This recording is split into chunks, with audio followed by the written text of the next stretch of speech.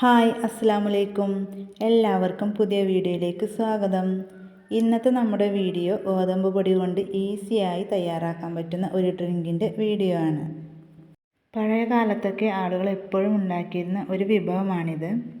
അപ്പോൾ നമ്മൾ തയ്യാറാക്കണ പോലെ ജ്യൂസും ഷേക്കും അങ്ങനെയൊന്നും അല്ല അവർ തയ്യാറാക്കുന്നത്. അവരൊക്കെ ഈ രീതിയിലാണ് എപ്പോഴും തയ്യാറാക്കുന്നത്. അപ്പോൾ എങ്ങനെ തയ്യാറാക്കാൻ നോക്കാം. അതിന് മുന്നേ ചാനൽ സബ്സ്ക്രൈബ് ചെയ്യാത്തവർ പ്ലീസ് ഒന്ന് സബ്സ്ക്രൈബ് ചെയ്ത് സപ്പോർട്ട് ചെയ്യാം. അപ്പോൾ ഈ ഒരു ഡ്രിങ്ക് തയ്യാറാക്കാൻ വേണ്ടിയിട്ട് ഞാനിവിടെ 2 ടേബിൾ സ്പൂൺ ഗോതമ്പ് പൊടിയാണ് എടുത്തിട്ടുള്ളത്. നമ്മൾ കടയിൽ നിന്ന് വാങ്ങിയിട്ടുള്ള ഗോതമ്പ് പൊടിയാണെങ്കിലും അതുപോലെ തന്നെ വീട്ടിൽ പൊടിപ്പിച്ചിട്ടുള്ള ആ ഒരു ഗോതമ്പ് പൊടിയാണെങ്കിലും ഏതാണെങ്കിലും നമുക്കിതിന് യൂസ് ചെയ്യാം.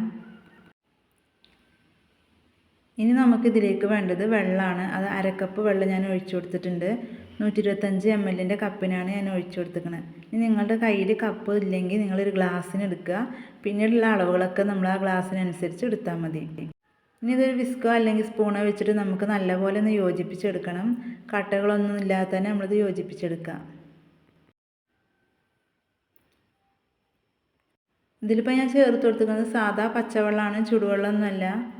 അപ്പോൾ വളരെ പെട്ടെന്ന് തന്നെ നമുക്കിത് മിക്സായി കിട്ടും. അപ്പോൾ അത് ഏകദേശം മിക്സ് ആയിട്ടുണ്ട്. കട്ടകളൊന്നും ഇല്ലാതെ തന്നെ നല്ലപോലെ ഒന്ന് മിക്സാക്കി എടുത്തിട്ടുണ്ട്. അടുത്തതായി ഇതിലേക്ക് വേണ്ടത് ഒരു സോസ് പാൻ എടുത്തിട്ടുണ്ട്. അതിലേക്ക് 2 കപ്പ് വെള്ളം ഒഴിച്ചു കൊടുക്കുക. 250 ml കപ്പാണ് ഞാനിവിടെ എടുത്തിട്ടുള്ളത്. നേരത്തെ പറഞ്ഞ പോലെ നിങ്ങളുടെ കയ്യിൽ കപ്പില്ലെങ്കിൽ ഗ്ലാസ് ആണെങ്കിൽ ആ ഗ്ലാസ്സിന് 2 ഗ്ലാസ് വെള്ളം ഒഴിച്ചു കൊടുക്കുക. ഇനി നമ്മളിത് സ്റ്റൗവിൽ വെച്ചിട്ട് ഫ്ലെയിം ഓൺ ആക്കിയതിന് ശേഷം ഹൈ ഫ്ലെയിമിൽ തന്നെ ഇട്ട് കൊടുക്കുക.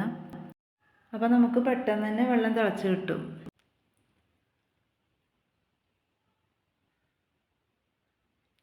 അപ്പോൾ ഇത് വെള്ളമൊക്കെ ഇവിടെ നല്ലപോലെ തിളച്ച് വന്നിട്ടുണ്ട്. ഇനി നമുക്ക് ലോ ഫ്ലെയിമിൽ ഇട്ട് കൊടുത്തിട്ട് നേരത്തെ മിക്സാക്കി വെച്ചിട്ടുള്ള ആ ഗോതമ്പ് പൊടി ഇതിലേക്ക് ഒഴിച്ചു കൊടുക്കുക. നല്ലപോലെ ഇളക്കിയതിൻ്റെ ശേഷം നമ്മൾ ഇതിലേക്ക് ഒഴിച്ചു കൊടുക്കുക. ഇതിൻ്റെ അടിഭാഗമൊക്കെ അങ്ങനെ കട്ടി ആയിരുന്നിട്ടുണ്ടാകും. അതുപോലെ തന്നെ ഒഴിച്ചു കൊടുക്കുമ്പോൾ ഒരു കൈ കൊണ്ട് നമ്മൾ ഇളക്കി കൊടുക്കുകയും ചെയ്യണം. നമ്മൾ ചൂടുവെള്ളത്തിലേക്ക് ഒഴിച്ചു കൊടുക്കുമ്പോൾ കട്ട പിടിക്കാനൊരു ചാൻസ് ഉണ്ട്. അതുകൊണ്ടാണ് നമ്മൾ ഒഴിച്ചു കൊടുക്കുമ്പോൾ ഇളക്കിയും കൊടുക്കണം. ഇനി നമുക്കൊരു തവി വെച്ചിട്ട് നല്ലപോലെ ഇളക്കി കൊടുക്കുക. നമുക്കൊന്ന് മീഡിയം ഫ്ലെയിമിലിട്ടിട്ട് നല്ലപോലെ ഇളക്കി കൊടുക്കുക. അടി കട്ട പിടിക്കാതെ ശ്രദ്ധിക്കണം. നിങ്ങളുടെ കയ്യിൽ നോൺ സ്റ്റിക്കിൻ്റെ പാൻ ഉണ്ടെങ്കിൽ അതെടുക്കുക. സ്റ്റീലിൻ്റെ പാത്രമാകുമ്പോൾ പെട്ടെന്ന് അടിക്ക് പിടിക്കും. അപ്പോൾ അതുകൊണ്ട് തന്നെ നമ്മളിതുപോലെ നല്ലപോലെ ഇളക്കിയെടുക്കണം.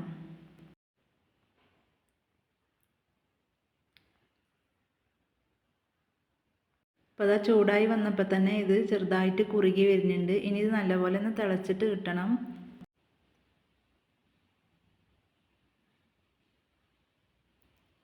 അപ്പോൾ അത് നല്ല തിളച്ച് വരുന്നുണ്ട്. ഇനി ഇതിലേക്ക് നമ്മൾ ശർക്കരപ്പാനിയാണ് ഒഴിച്ചു കൊടുക്കുന്നത്. ശർക്കരപ്പാനി ഒഴിച്ചതിന് ശേഷം നമുക്ക് നല്ലപോലെ ഇളക്കി കൊടുക്കാം. ഞാനിവിടെ 4 അച്ച് ശർക്കരയാണ് എടുത്തിട്ടുള്ളത്. അത് 1/2 കപ്പ് വെള്ളത്തിൽ മെൽറ്റ് ചെയ്തിട്ട് അരിച്ചിട്ട് ഒഴിച്ചു കൊടുത്തിരിക്കുന്നത്. ഇനി നിങ്ങൾ എടുക്കുമ്പോൾ ശർക്കര വലുതാണെങ്കിൽ നിങ്ങൾ 3 അച്ച് ശർക്കര എടുത്താൽ മതി.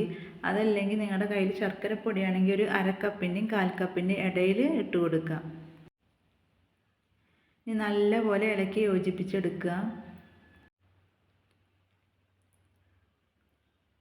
അപ്പോൾ അത് ചൂടായി വരുന്നുണ്ട്. ഇനി ഇതൊന്ന് തിളച്ച് കിട്ടണം. തിളച്ചതിന് ശേഷം നമുക്കിതിലേക്ക് 1 കപ്പ് തേങ്ങ ഇട്ട് കൊടുക്കാം. തേങ്ങ ചിരവിയെടുക്കുമ്പോൾ എത്രത്തോളം ചെറുതാക്കി എടുക്കാൻ പറ്റും അങ്ങനെ നോക്കാം. ഇതിൽ കുറച്ച് വലുതായിട്ടാണ്. ഇനി നിങ്ങൾക്ക് തേങ്ങ ഇതിലേക്ക് ചേർക്കുമ്പോൾ അളവ് കൂട്ടണമെങ്കിൽ ഒരു 1/4 കപ്പ് വരെ ചേർത്ത് കൊടുക്കുക. അഥവാ ഇനി ഇത്ര വേണ്ടെങ്കിൽ നിങ്ങൾക്കൊരു 3/4 കപ്പ് ചേർത്ത് കൊടുക്കുക. ഇനി ഇതിലേക്ക് ഞാൻ ചേർത്ത് കൊടുക്കുന്നത് ജൗവരിയാണ്. ഇത് ചേർത്ത് കൊടുത്തില്ലെങ്കിലും കുഴപ്പമൊന്നുമില്ല. പക്ഷേ ഇത് ചേർത്ത് കൊടുക്കുമ്പോൾ നമുക്ക് നല്ലൊരു ടേസ്റ്റ് കിട്ടും. നമ്മളിത് കുടിക്കുമ്പോൾ ഇടയിൽ ഇതിങ്ങനെ കടിക്കുമ്പോൾ നല്ലൊരു ടേസ്റ്റാണ്. ഞാനിവിടെ ഒരു 3 ടേബിൾ സ്പൂൺ ജൗവരിയാണ് എടുത്തിട്ടുള്ളത്. അത് നല്ലപോലെ കഴുകി ഒരു 15 മിനിറ്റ് നേരം ഞാൻ കുതിരാനായിട്ട് വെച്ചിരുന്നു. പിന്നീട് അത് കുക്ക് ചെയ്തിട്ട് വീണ്ടും പച്ചവെള്ളത്തിൽ നല്ലപോലെ അതിൻ്റെ കൊഴുപ്പൊക്കെ പോകാൻ വേണ്ടിയിട്ട് കഴുകിയെടുത്തതാണ്. ഇതെല്ലാം കൂടി നല്ലപോലെ മിക്സ് ആക്കി എടുക്കണം. ഇനി നമുക്കിതിലേക്ക് കുറച്ച് ഉപ്പ് ചേർത്ത് കൊടുക്കുക. ഒരു 1/4 ടീസ്പൂണിൻ്റെ പകുതി മധുരം ഒന്ന് ബാലൻസ് ചെയ്യാൻ വേണ്ടിയിട്ടാണ്. അതിന് ശേഷം നല്ലപോലെ ഒന്ന് ഇളക്കി യോജിപ്പിക്കുക. ഇതെല്ലാം കൂടി നല്ലപോലെ ഒന്ന് തിളച്ച് അത്യാവശ്യ രീതിയിലൊന്ന് കുറുക്കിയെടുക്കണം. നല്ലപോലെ കുറുക്കിയെടുക്കണ്ട. നമ്മൾ ഗ്ലാസ്സിൽ ഒഴിച്ചിട്ട് കുടിക്കാൻ പറ്റുന്ന രീതിയിലാക്കിയെടുക്കാം. അപ്പോൾ ഈ ഒരു പരുവത്തിനേക്കായും ഒന്നും കൂടെ നമുക്കൊന്ന് കുറുക്കിയെടുക്കാം. ഈ ടൈമിൽ നമുക്ക് ഫ്ലെയിം മീഡിയത്തിൽ ഇട്ട് കൊടുക്കാം.